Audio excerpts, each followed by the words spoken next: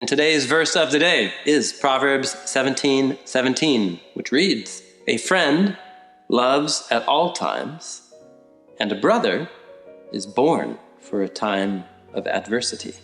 We're meditating here on the value of close, loyal friendships that are as close as a close friend, or closer than that, even a relationship of a sibling.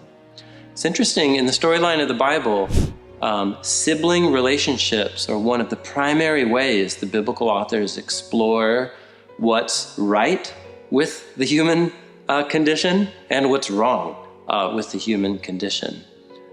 Think of how many stories there are of brothers betraying brothers, or sisters betraying sisters. It begins with Cain and Abel outside the Garden of Eden.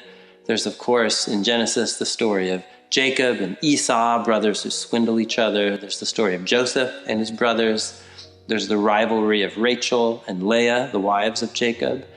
And all of these stories are focusing on how it's impossible for human beings to truly flourish as images of God if they don't have a close web of tight-knit relationships surrounding them, enabling them to flourish. And so those are all negative examples through sibling relationships breaking down. But this proverb flips it over, and it meditates on the gift of having close, loyal friendships.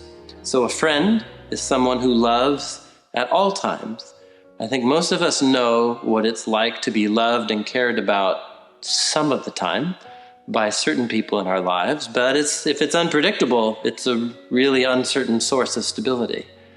In the same way, a true, loyal brother or sister is born. They exist. They're born for times of adversity. I think the proverb is probably prodding us to begin to examine our own relationships. And if there aren't some relationships in our lives that we need to begin to prioritize more, to invest in more, because this person or this sibling is the kind of person that I actually need in my life to become the person that God has called me to be. So who is that person for you? And maybe you need to give them a phone call today or send them a text. Maybe that's a friendship that you need to invest in more, because it can truly become God's gift to you.